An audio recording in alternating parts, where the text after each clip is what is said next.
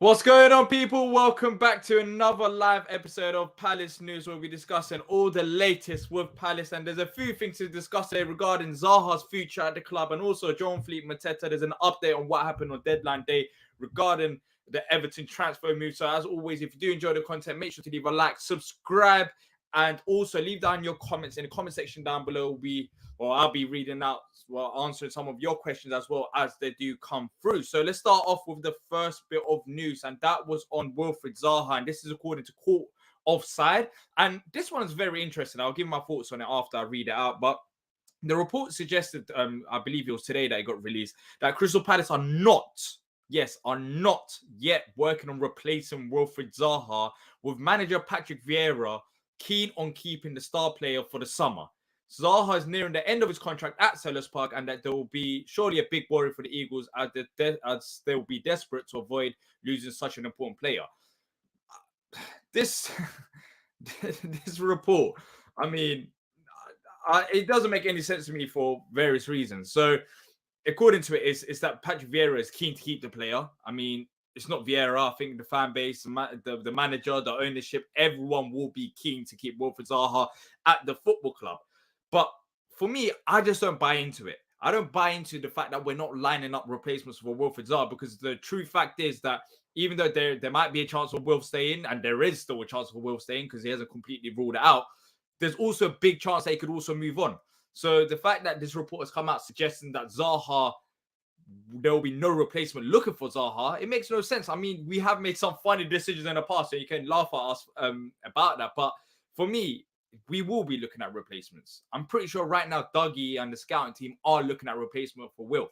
And the reason why I'm saying this is because we've seen with the likes of Ismail Sarr that we were rumored with once again in January as well. That's another left-sided player. So I think we'll be looking at replacements. But there's another way of looking at the story. And the other way is, does this mean that Vieira is confident that Wilf will be staying at the club? Is this what the report is suggesting? Because there's multiple ways of looking at this report, in my opinion. There's ways of, Palace are being silly, and there's ways of, there might be increased confidence that Wilf is staying at the club. Now, I don't know where that increased confidence might be coming from, because the January window that just went past, maybe Wilf didn't get as good as offers as he was expecting. And now Palace are more confident that Wilf might be staying at the club. But for me, regardless of whether he's got good offers, bad offers, no offers, crazy offers, Wilf could be potentially leaving. And Palace will potentially be looking at replacements as well. So I'm not really buying into this report, but let me know what you guys think in the comment section as well, because I don't think we're that silly. Lukey says, I'm surprised they ain't looking for Zaha replacement, and we do need to get rid of Mateta. What's wrong with Edouard? Why can't he score anymore? We have a lot to talk about. Yeah, we'll talk about Edouard in just a bit. I'm going to save that comment. We'll come back to that. Is Zaha leaving? So according to this report, it's not really suggesting if Zaha's leaving or not. The report is suggesting that we're not looking at any replacements. And for 1 second, I just don't buy into the fact that we're not looking at replacements. For a guy that's so influential to us, for a guy that's been at the club for that long, and we know that if he does leave, we definitely need to replace him. So I'm not really buying into it. It's saying that Vieira's not looking at replacements, but then Vieira's not in charge of the transfers. It's Dougie Friedman.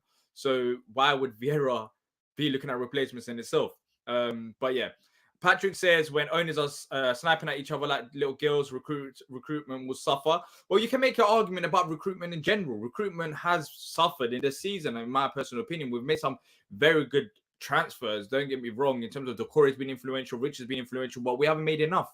And I feel like it's suffered there. But look, in terms of how that links to Zaha, I'm not too sure. But yeah, we just need to be a bit more ambitious. But look, report is not suggesting that Zaha's leaving. You can take from the report that potentially Zaha is staying because they're not looking at replacements. But then again, I don't know how accurate that is. And what if he was staying, then he would have signed a new contract. But yeah, 100%. I hope this is bad reporting, and I'm pretty sure this is bad reporting. Because it makes no sense for me. But if you guys do enjoy the content, leave a like and subscribe, and let me know what you guys think as well in the live comment section. If you're watching a replay, in the comment section down below about the Zaha potential not replacement news, which is quite interesting that I saw today. And in fact, even when I'm talking about it right now, you can see it. Like, I've got a laugh on my face because it just doesn't make any sense to me. It just doesn't. Mitch says, I mean, I understand we may not be looking for one replacement rather than building a different style of attack. But even then, we still need a 1-for-1 replacement for Wilf if he was to leave the club. Because we literally, if we're talking about the likes of Elise, it will make sense to a certain extent because we've got the likes of Ibuwe that can play there. We've got the likes of Raksaki that can also play on the right-hand side. But the left-hand side, as we saw it on this weekend without Wilf, we still need replacements on the left-hand side. Even if Wilf was at the club, we still arguably need another left winger or left forward, however you want to see it, because we just don't have enough depth there. So regardless of if he stays, if he goes, we still need a 1-for-1 replacement for Wilf. If he does go, it has to be a 1-for-1 because we desperately need positions. We need depth in that area as I'm speaking right now. So based on everything put together, it will make no sense for the club to not look at potential replacements if Wilf was to leave, because right now we should be looking at potential left wingers as it stands, even if Wilf was to stay. Lucas says Zaha's like our best player. I hope we don't get rid of him. Sa, exactly. We've been rumored with Sa, so that's why I'm questioning this report, because we've been rumored with Sa, which is a left-sided forward. But saying that, apart from Sa, how many left wingers have we been linked with in the past year or so? I mean, Ismail Sarr is the key one that we always talk about when we come on here talk about transfer news. But apart from Ismail Sarr, how many have we been rumored with? Now, I'm not saying every person that we look at, there's a rumor behind it, because of course the club does business behind the scenes. I mean, Hamada came pretty late on. We didn't know about Hamada for the majority of the time until the last 2 weeks or so. So it's not like every player that we look at, we have to go back and we have to report it and give it to journalists. But then again, you would assume that there'll be more reports about left winger if he was looking at left winger as well. So it's interesting. I think it's interesting. But Benjamin says I want to stay, but I think he will leave. Now, in regards to whether I think Wilf will leave or stay, it's so hard. Honestly, I've never reached this point before. I was a bit more confident talking about Wilf, especially in the Roy era, because in the Roy era, he wanted to leave. If this was Roy Hodgson right now and we were playing the type of football we're playing right now, I'll be coming on here and saying 100% Wilf is leaving, forget about it.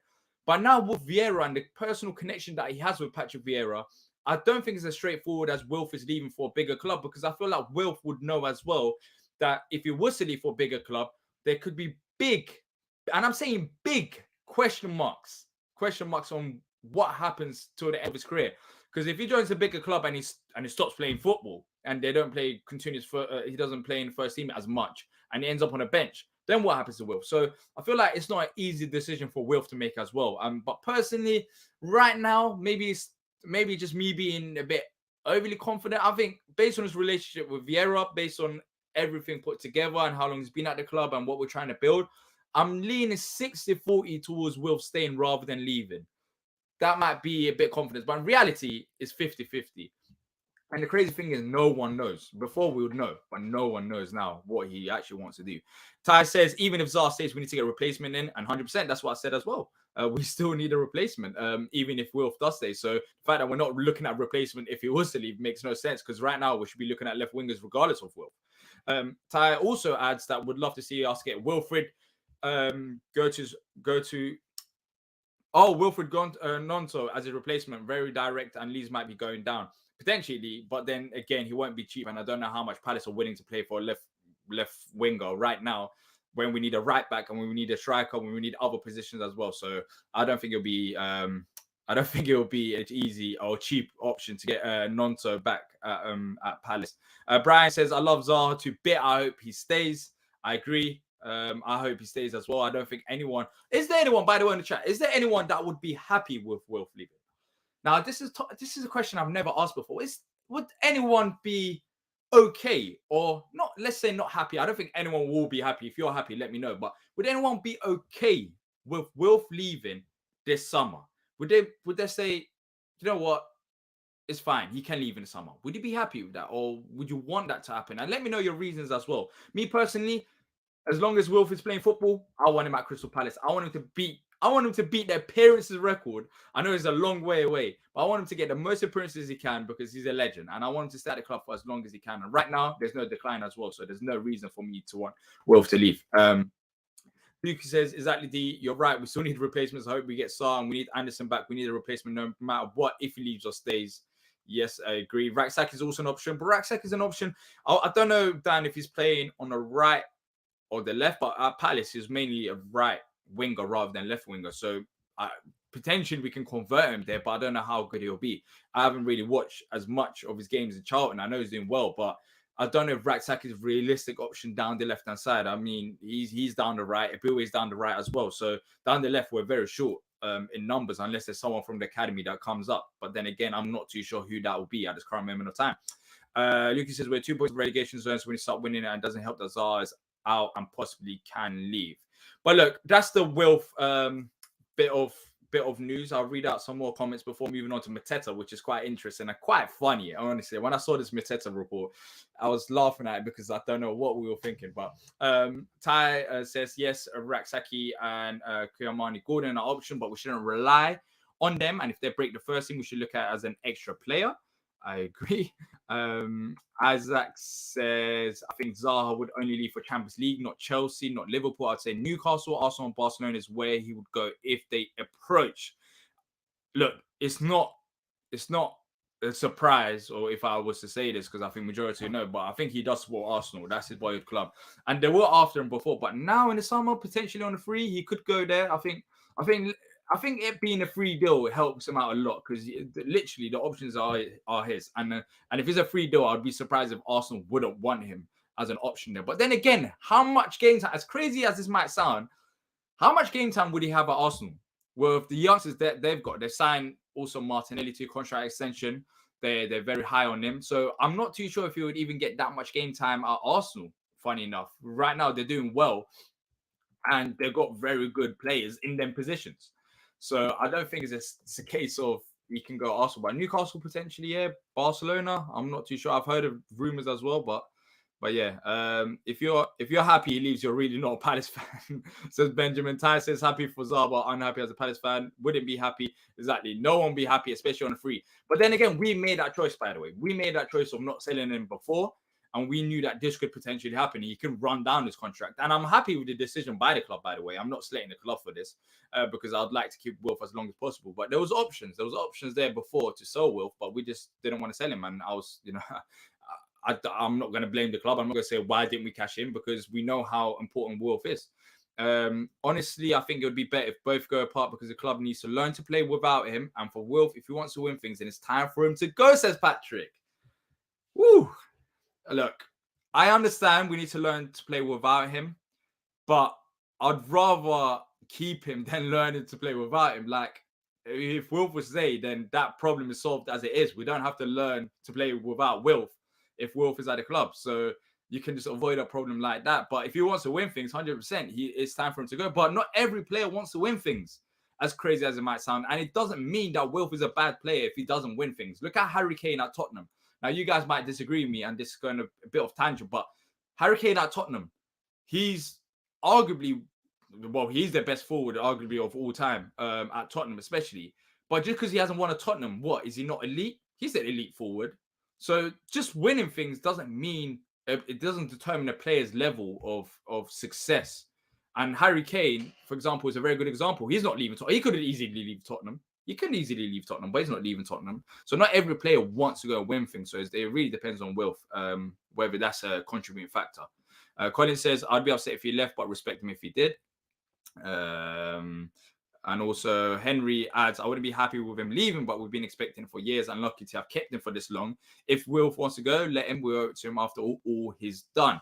Yeah, look, the ball was on his court. But look, enough of Wilf chat now. Let's move on to the second bit of rumour. Managed to talk about Will for 15 minutes or so. And the second bit of not really a rumor, is news that's come out, I believe, yesterday or today. And that was that Everton will put off by signing Jan-Philippe Mateta from Palace late in the transfer window. So if you guys were in the deadline day show, there's a report suggesting that Everton were interested in him. And that's according to journalist Alan Nixon. And guess how much we valued Mateta? So the Eagles slapped a £50 million asking price on Mateta's head. That scared Everton off. And that's according to Alan Nixon. So that's all, I guess, depending on what's happening on the transfer deadline day. But £50 million. Now, is Mateta worth £50 million? Personally, for me, no. But then again, I understand it to a certain extent. And hear me out. Everton, a struggling club. We know they've desperately needed a forward. Why would we allow Mateta go to a Premier League rival for cheap, regardless of how we think about him as a player? So £15 million would have been an amazing deal.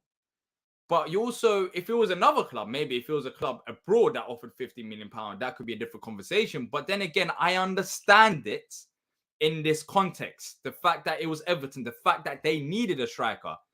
Of course, I mean, if we need a central midfielder, which we did, teams are not going to let us have a central midfielder for 5 million, especially another Premier League rival, or right back for 5 million if the right back is worth 10 million. So of course you want to get the most out of the player. Now we could all laugh here saying £15 million. Are you being serious for Mateta? Because some of you wouldn't be happy with that. But £15 million was, I think, is a fair asking price for another Premier League club rival. Now, saying this, there's been a topic going on. Me personally, in the summer, or even in this window, the past window, I wouldn't have been too upset if we were to sell Mateta.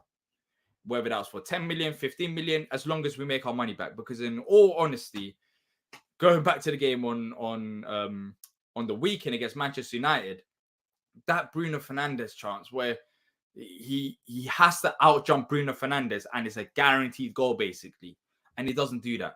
I mean, for forward, that your main attributes are being physical, being tall, being strong, and you still can't out-jump a player that's considerably weaker than you, shorter than you. It pretty much sums it up. So I don't think if we sold Mateta in January window, it would have been much of a loss.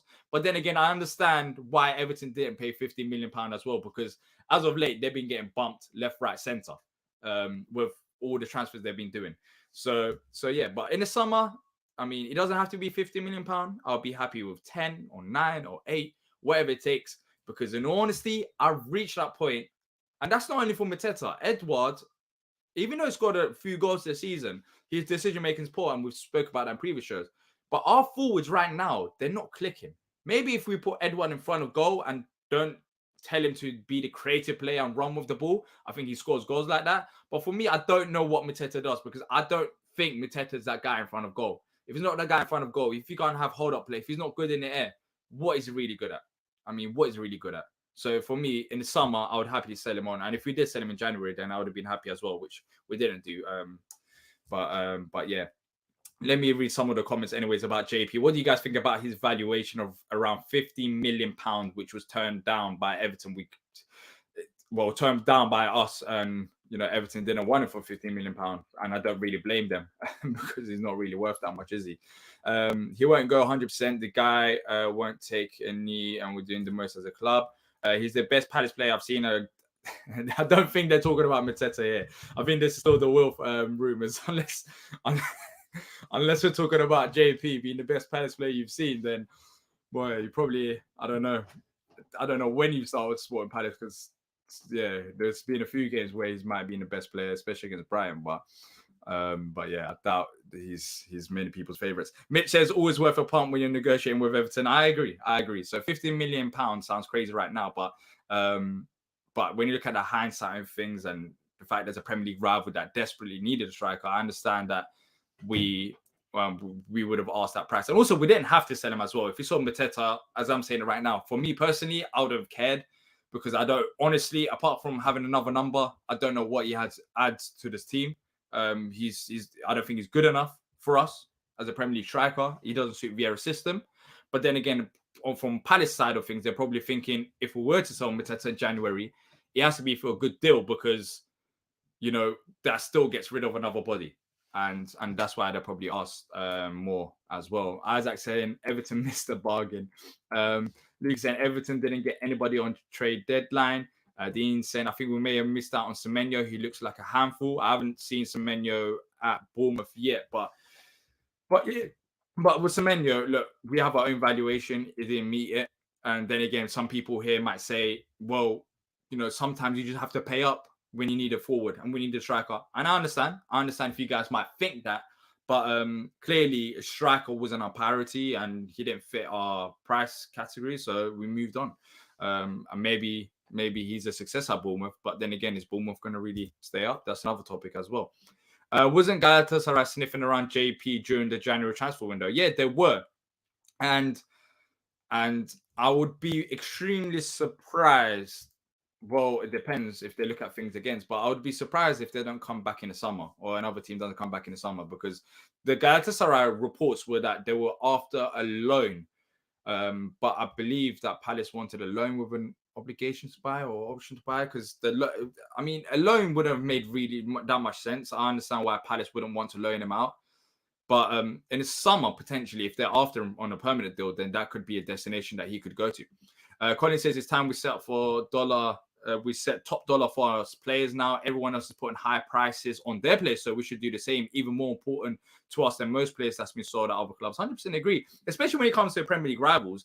As much as some people don't rate Mateta, it's still selling to another Premier League club, Everton. You don't want to sell him for too cheap as well. You want to sell him for a good price. And if we managed to get that price, which we didn't, of course, because they didn't buy him, then it would have been a very good deal. And now we live till the summer. Where in the summer we could potentially get rid of him if another club is interested for the value that we expect.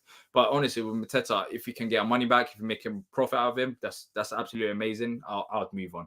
I'll genuinely move on. With Edouard, there's a topic about that. You can make an argument whether it's us, whether it's Edouard, whether we're creating enough chances, whether it's playing as good as it should. Is he good enough? Like, there's a debate for Mateta, for Edouard, for me anyways. But Mateta, I just don't think he's cut for this level as a Premier League forward anyways. But Ty says the fact Vieira got tuned out Mateta last season says a lot. He had a good run of form, and I said this as well. You can go watch the deadline day show from last January when we did buy him on a permanent deal. We rushed into it. I wasn't overly keen on us getting him on a permanent deal, because it was just a good run of form. That was the reality. At the time, yes, you can make the argument, look, he's scoring goals, everything's working well, let's get him on a permanent deal. But we just got caught up in the hype. It was the hype. It was the hype around Mateta at the time, and you know, it's proven wrong, but it is what it is. We didn't spend great money on him. But still, we jumped the ship a bit too early for my liking in January. We shouldn't have bought him on a permanent deal. Colin says Mateta isn't good enough. Simple as we need to sign 2 strikers in the summer. Isaac says we need JP to turn up this weekend. A goal against Brighton is worth more than £50 million. He does love a goal against Brighton, so if he does that, then that'll be a positive. Colin saying best player, lol. Was he watching him in training? Seek says, shake my head. It's sad. I really like Mateta. You might like the player, but the reality is I really like Edouard. And this weekend I was criticizing Edouard before his decision making. There's times where you can like a player individually, but if you move your emotions aside and when you look at the player in itself, there are serious questions about Mateta and whether he should be at the club in the long run. I don't think he is that player, but of course, some of you guys might think that he should stay at the club. That might think that he's just on a bad run of form. But for me, he just doesn't suit Vieira's system. And I don't think he's good enough cut in this level. Mark says we need strikers, both Edouard and Mateta not good enough. Now, let me know what you guys think about this.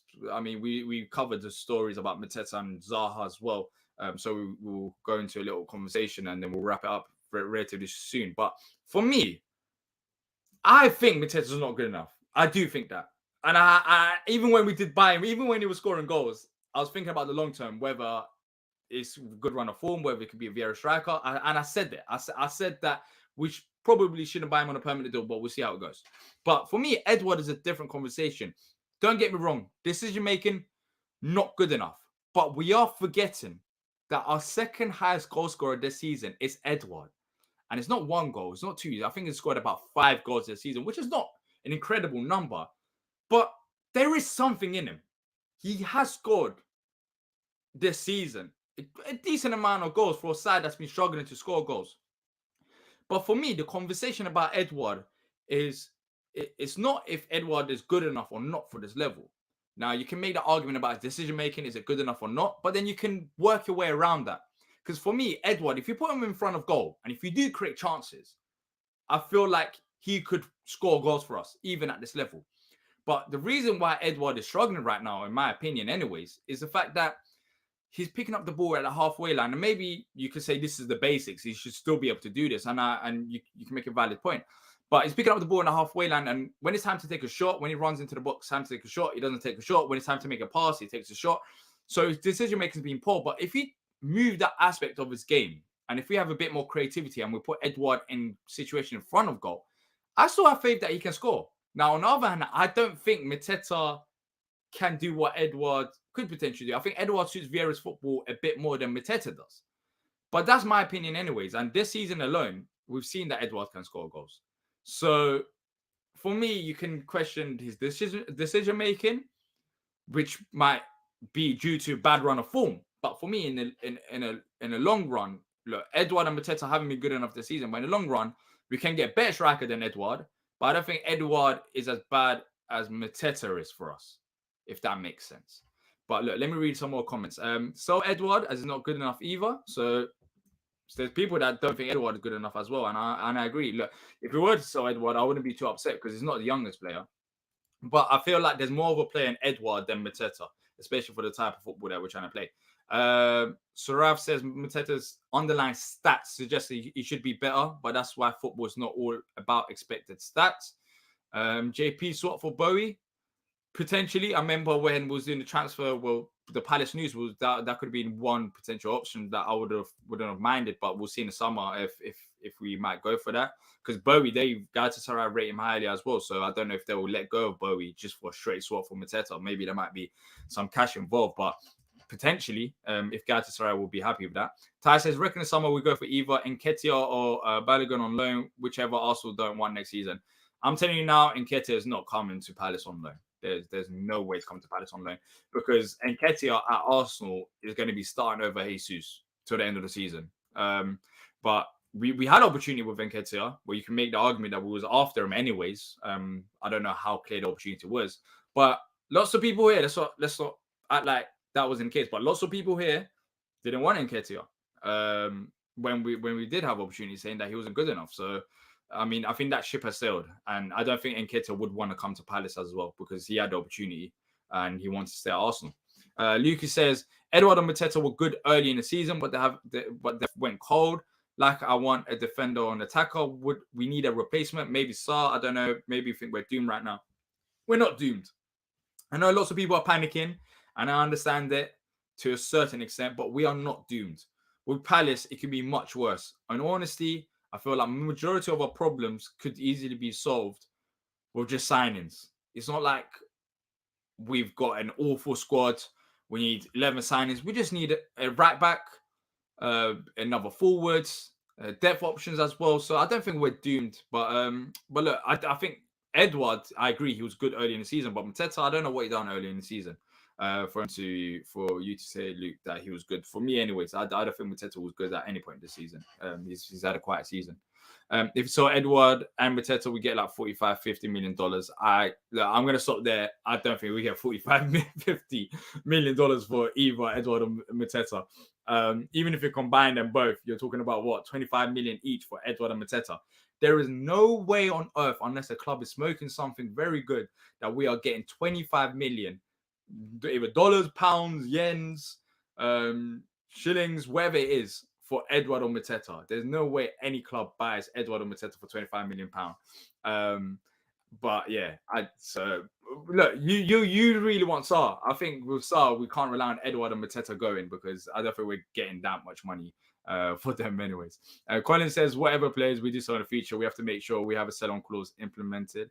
Potentially, depends on who it is. I don't really think we need a sell-on clause for JP or Edouard if they were to go, but I wouldn't want Edouard to be sold relatively anyways. As I said, we need to play to Edouard's strengths. He's a poacher and it's always making plays in the box. And Ty completely says the opposite. Edouard isn't a poacher. So that's what I love about football. There's a difference of opinions. I mean, for me, Edouard is better in front of goal when you give him less responsibilities in the build-up play. And that's when you see the strengths of Edouard over Mateta. So I don't think he's a complete poacher, but it's also, maybe it's a bad run full, but I think he's better suited to having less responsibilities and just telling him to finish it off in front of goal. So which is basically a poacher. But look, Colin says Edouard couldn't poach an egg. Dan says it's like having Bill and Ben, the flower pot men. With them two, they are giant. We haven't had a good forward in ages. Let's say this: to put the forward options that we've had since we got to since we got to the Premier League. Let's talk about this. What's the best forward we've had since getting promoted about 10 years ago? We haven't had that great forwards. I mean, Benteke was good in that first season anyways. Apart from that, we just haven't had quality. Dwight Gale, he was good coming off the bench at times, but of course he was in a Premier League striker. That's why I feel like when we do get another Premier League striker, and hopefully we do get one, I feel like we really need to go for it. We really need to go for it. It's hard though. It's hard to find a striker that is going to score in the Premier League. The likes of Danny Ings. I mean, he's done it in the past, but he's injury prone. He's gone to West Ham. He's entered through the door and he's already sitting in the hospital room. Like, he hasn't even done anything. It doesn't make any sense. He's injury prone. He's not gonna. It'll be hard to get players like that. So it'll be hard, but we desperately need to spend good amount of money on a reliable forward because we haven't had quality forwards since getting promoted. I mean, you guys let me know in the last 10 years or so since we got promoted, what striker apart from Benteke's first season have we had that's been quality? Now, Glenn Murray, he didn't do that in the Premier League for us, but in the Championship, that's a different story. But I'm talking about in the Premier League era, we haven't, and we desperately needed to strengthen in that area in terms of quality, not just depth. Is the current team good enough to avoid relegation? So yeah, let's go through some of the questions. So is the current team good enough to avoid relegation? 100%. We are good enough to avoid relegation. Even though we lost to Manchester United, and you can make an argument, was it good enough? Was it not good enough? We did pick up a point against Newcastle before that game. We also got a point against Manchester United at home as well. And we've seen that we could get results here and there. So I think we're good enough to avoid relegation. There might be times, and I've said this on numerous occasions, there might be times where we come on here and we talk about we've slipped to 15th or 16th. But in all honesty, I don't think we'll get relegated this season. Now, hopefully that is the case, and hopefully I'm not wrong, because then that would be a bit scary.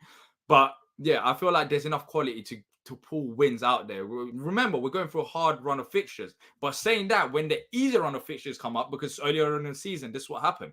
When we had the hard run of fixtures and the so-called easier fixtures came up, we didn't perform and we didn't get the points. So now we got another try. So we have to get through these games. I mean, we've got Brighton coming up, which is going to be very tough. But we got winnable games. And I feel like when Wilf is back from injury fit, we've seen Richards as well. If Richards goes to right back, I think we improved defensively with Joachim Andersen at centre half. We signed midfielders as well. We should have enough to keep us in the Premier League. We should. I'm not really that worried about relegation. But I know some of you lot are, but yeah, that's not for me. But there was a question earlier in the show, which we spoke about Edouard already as well. So yeah, I've already answered that question. But yeah, if you have any questions, send them through, and we'll keep it going. But if you don't, we'll wrap it up as well. So I'm easy either way. Colin says only a few quality players away from bringing it. Come on board, make it happen in the summer. And I'm going to keep this comment here. Just soak it in, because I genuinely feel like that is the case. It's not the end of the world. I know this season's been frustrating, and I'm annoyed as well, because let's be honest, it's done. This season is over. Unless we get drawn into a relegation battle, when I talk about relegation battle, I'm talking about not being 16th or 17th or 15th for 1 week and then going back up the table. I'm talking about serious struggles. This season is done. I don't think we're going to have that moment. So we're not going to finish top 8. We're not going to get relegated. But the difference is, and I'm telling you, this summer is very important anyways for me, because teams are strengthening in quality and depth. But the difference a good season can make is not on Vieira completely. It's not on our bad run of form and whatever's been going on. It's a simple case of bringing in players. If we bring in a right back, which we know that we've needed for years now because Ferguson hasn't been fit. If we bring in another decent forward, we'll see how Hamada does. We brought in a midfielder. We'll see how he does and how much he can contribute. We're not far off from being a solid side. Let's not act like last season didn't happen. Last season went to the FA Cup semi-final. You can make the argument we had an easy run in, but then you only beat what's in front of you. And despite the FA Cup final, let's talk about the league. Now, some people are saying we're in the same position as we are in the league this year compared to last year. Now, I haven't got the exact stat up with me right now, but last year we were playing some decent football, high pressing. And we done that because we had the players. We had Conor Gallagher. We had Maka to some extent and Kouyaté.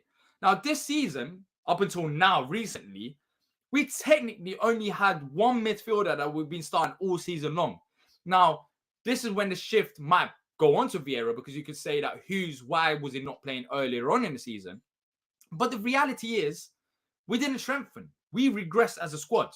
As good as Decore and Richards has been for us, we didn't improve on the position that we needed to build on last season. So for me, is a few qualities away from bringing it and going and pushing on. But we're also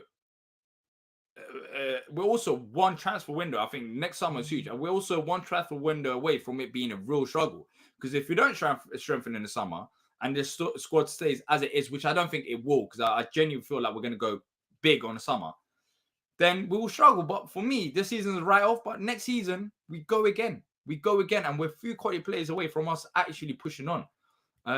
But yeah, I don't think it's the end of the world at Palace. Apart from this season, if you look at this season, yes, it is because we've regressed. But we haven't had the players this season to play the type of football that Vieira wants with high pressing. But maybe now that we've got midfielders, that might help. But yeah, it's been a frustrating season, but that's due to a lack of investment. I mean, we brought in players, but not enough. But Ty says at Watford, so Watford fan said to me that Zaha hasn't nearly been as good as João Pedro. Yeah, I mean, Zaha, there was a lot of Zaha hype back in the day, but now even me, like, even if Zaha was to join, I don't think it's like an amazing deal. There's probably a player in him, but he hasn't really kicked on from his previous levels. So we are 6 points out of the relegation zone. I don't know if that's true, but we've had some hard games. I mean, if you look at our fixtures for the last how many games or so, like 6 or 7 games, we've had some difficult games. And our last win was against Bournemouth. I understand that. But there's some winnable games coming up after this period. I'm not saying Brighton is one of them because I think we're the underdogs going into this game. But I don't think it's as bad. I don't think our squad is that bad that we'll get relegated. And we've seen glimpses of positive results anyways, not performances this season. I feel like we can just drag it out of there. So I'm not really that worried. But you guys might be, and I understand if you are, because the facts are facts. I mean, if we're 6 points away from relegation zones, then yeah, we're not that far off. Connie says, do you think we should upgrade our scouting so that we look at better players? Is Dougie doing enough? I mean, when we talk about this window, I understand the scouting and all the other business that you guys might think, that should be improved on. Yes, I understand it. But when you talk about our players that we signed so far since Vieira's come in, Mark Gahey, that seems like brilliant scouting for me. Elise, great scouting. Eze, great scouting. Anderson, very good. Decore, very good. Richards, very good. So I don't think there's a problem with our scouting. It's just a fact that we have to spend money to bring in these players. Our scouting has actually been fairly decent because we brought in some quality players.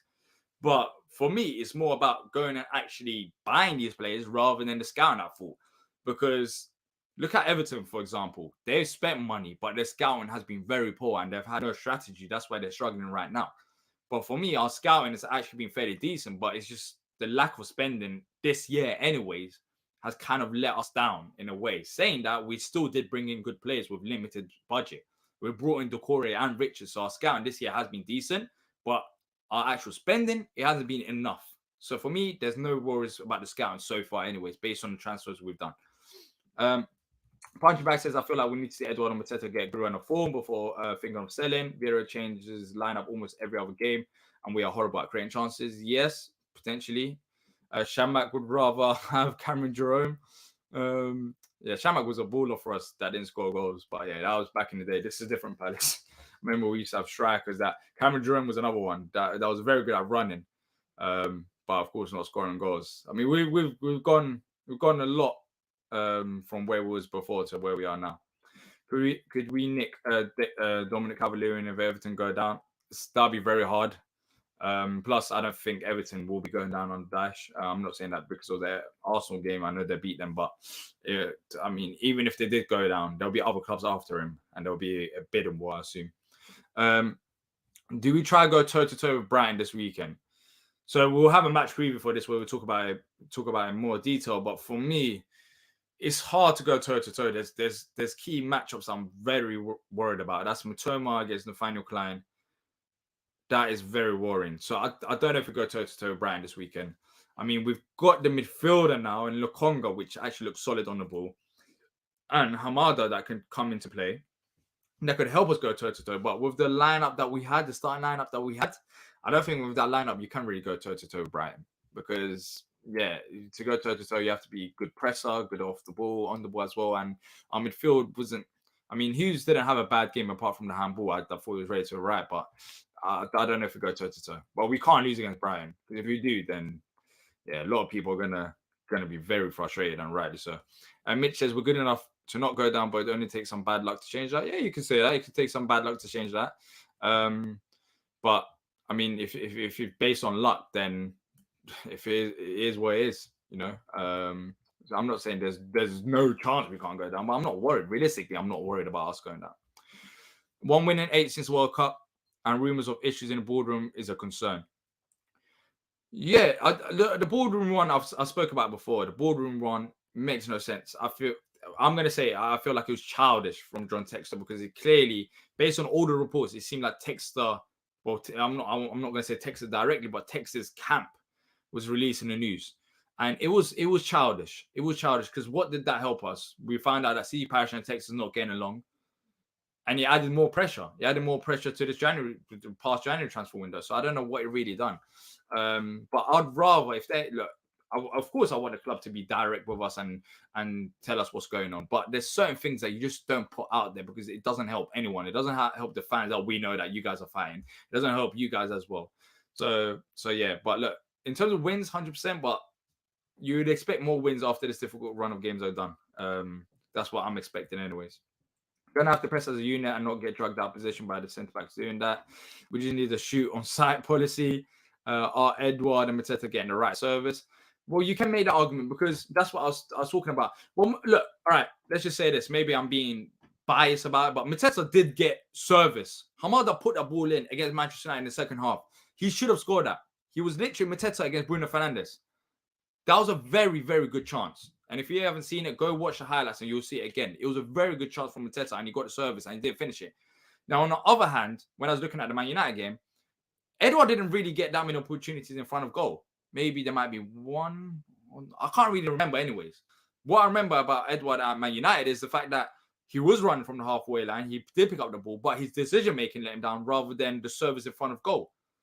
But for me, Mateta, he had a very good opportunity, which he didn't put in. But for me, you can make that argument. You can make that argument. Are they getting the right service? And then if they ain't, how do we change that? Because Elise was playing. Maybe Wolf was missing. Maybe Ebbs is out for. That all contributes to it. But I've said this before. I just don't have faith in Mateta in the long run. I just don't. Dan saying, fingers crossed, mate. Fancy number 5-0 and shut the Eddie and JP distract down, Lon. He hasn't found a strike for us in 4 years. Yeah, because we had other positions. Literally, when Vieira came in, we had to get 2 centre halves, which was needed because we needed younger ball playing centre halves. We needed midfielders. I mean, we don't have unlimited budget as well, but now slowly we're reaching a stage where centre halves are sorted. We need a right back. I get that, but there's right back, striker, maybe backup left winger. So now is opportunity for the club to actually go and get a decent striker, whereas before we desperately needed to strengthen in other positions as well. The in-the-house argument between Patrick Vieira and Sean Derry hasn't helped the squad morale either, so it'll be interesting to see the difference now that Derry is gone. Diarra, that'd be an interesting name. Vieira and Diarra. Yeah, I don't know if it was a case of argument. It seemed like there was, based on a report from the Athletic that Matt Wozenham released. It wasn't. It just seems like Derry had a different way of approaching things, and Vieira wasn't happy about that. Rather than Vieira and Derry going at it together. And I respect Vieira for making that call in the first place, because, as I've tweeted before, if results ain't going well, if the morale is low, who as a fan base would we blame straight away? Patrick Vieira, because he's the man, he's the manager. No one talk about, oh, I wonder what Sean Derry's doing. So if Vieira feels like Sean Derry's not on the same page as Patrick Vieira, then I was happy with the decision. As you know, Derry is, of course, a big part of this football club. He was at academy level. He got promoted to first level. He played, of course, for us as well. So he knows the club inside out. But I actually like this, because if Vieira is not happy with something, I like the fact that he's changing it rather than sticking with the same personnel that he doesn't get along with. But saying that, Dennis Bergkamp, that's what I have to say. I have faith that Dennis Bergkamp is going to join us. I do know why, because Dennis Bergkamp literally said last year that don't rule out a move for Palace. And Dennis Bergkamp on the weekend was watching Bromley FC. Now, you can say what you want about Bromley FC, but it just doesn't sound right to me that Dennis Bergkamp traveled to Bromley FC for the sake of watching Bromley FC when all the games were going on. So Dennis Bergkamp, I genuinely believe that he's going to be joining the club at some degree, whether he's a coach or not, I'm not too sure, but I wouldn't be surprised because he's in and around the area. He's at Bromley. He's at Bromley Beckenham near the training ground, watching Bromley FC. Why is Dennis Bergkamp doing that all of a sudden after Sean Derry leaves? I don't think that's a coincidence. Our squad is not as bad as the 6 or 7 teams out there. We'll be fine. Get rid of these next 4 or 5 matches. We'll be fine. I agree. We'll manage to pick up results somewhere. So yeah. 100% agree with that. Texter is never going to win a popularity contest against Parish. Exactly. I don't know why he tried it. I feel like he underestimated Parish's power at the club. We're talking about someone who's been at the club for a very long time. So I don't know why he done it. But then again, after that, it's gone quiet, which I'm happy with. Just let them deal with behind the scenes. We don't have to know about your arguments about, oh, Parish is not spending money or Texas got money and all that. Just show us. Talk it out and show us with your transfer dealings. I don't care about what you guys think behind the scenes about you're having arguments or this and that. Like, just sort it out behind the scenes. We don't need to know every bit of detail. Luke says Mateta hasn't been good either, but early in the season we could have beat Man City when we're 2-0 up, but we blew that lead. And we have games that are winnable that could be hard against Brighton. But yeah, and Man City one was basically Haaland turning up against us. But even that, by the way, that Man City game, remember, Wilf wasn't in that game as well. So without surprising, we went 2-0 up. I got to agree with Gareth. Sean Derry hasn't helped the squad either. Are we going to replace Derry though? I assume we're going to replace Derry unless we want to work with less coaches. But yeah, I assume we're going to replace Sean Derry, and that should happen hopefully sooner rather than later. You're so biased against Mateta. Honestly, Edward isn't doing nothing better than Mateta. Okay, how many goals has Edward scored this season compared to Mateta? That's what I would say. How many goals has he scored? By the way, I've literally said that Edward decision making has been poor. Like, I literally got onto Edward. I spoke about on the shows, but there's no point sitting here and acting like Mateta and Edward are pretty much same level. Maybe in recent form you can make the argument, but let's be honest, Mateta isn't a Patrick Vieira type of striker. Like, he just had a good 2-3 months. Edward, despite being awful for us, it's still our second highest goal scorer this season. So, like, what's Mateta done? What's Mateta done the whole season? Please, I don't know what he's done. So yeah, like, you can call it bias, but I'm just saying as it is. They are both awful. You can say that they're both awful, but you're talking about a striker. People are forgetting this because of recency, but Edward has scored goals for us this season at the start of the season anyways. Now, that's what I'm saying. It's not with Edward. I genuinely feel like maybe his decision making can improve. Yes. But if you put him in the right places, in the right spots, then yeah, he probably scores a bit more goals if he's not involved in the build-up play. And if you're just getting better service. Whereas Mateta, it's not a service thing. He's just not good enough. I just don't think he's good enough. Luke is saying, I can see us selling Mateta in like 7-8 days. 7-8 days. But Edward, he's been poor too, so we might sell him too. I just don't really know at this point. I will stay calm and see the game against Brighton. Apparently, Bergkamp's son has signed for Bromley FC. Okay, interesting. But yeah, Dennis Bergkamp, even if you ignore the Bromley FC bit, Dennis Bergkamp last season, I believe when he did come to watch Palace, I'll try to find the article now to show you guys before we wrap this up. He did say that he wouldn't rule out come to Crystal Palace. So I don't know whether that will be coaching. But look, I'll show you the article as well. This was in May in 2022. Let me just share the screen and then we'll wrap this up. By the way, if you're enjoying the show, make sure to leave a like, subscribe as well. The connection might act up now. Oh, it might be a bit laggy. You know what? I'm not going to show the interview because the website is absolutely awful and it's laggy. But I'll post a link anyways if you guys want to go and see it. But yeah, Dennis Bergkamp has hinted before that he could come and join Patrick Vieira. Potentially in the future. That was last year anyways. Dan says Eddie will bag a hat-trick on weekend.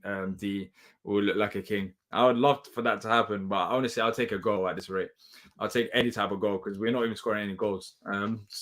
Not properly anyways. We'll score 3 goals since the turn of the year? Something like that. So yeah, I'll take anything literally on the weekend. Or if someone's got if Mateta's scoring, I'll take that as well. Whoever it is, I'll take that. But look, that's it from me. Hopefully you guys have enjoyed it. If you have done, make sure to leave a like and subscribe. We're of course going to be building up to the Brighton game on the weekend, so make sure you are tuned into Back of the Nest. Thank you to everyone who's joined me live. Let us know what you guys think if you're watching a replay in the comment section down below regarding the Zaha and Mateta bit of news. That's it from me, and until next time, up the Palace.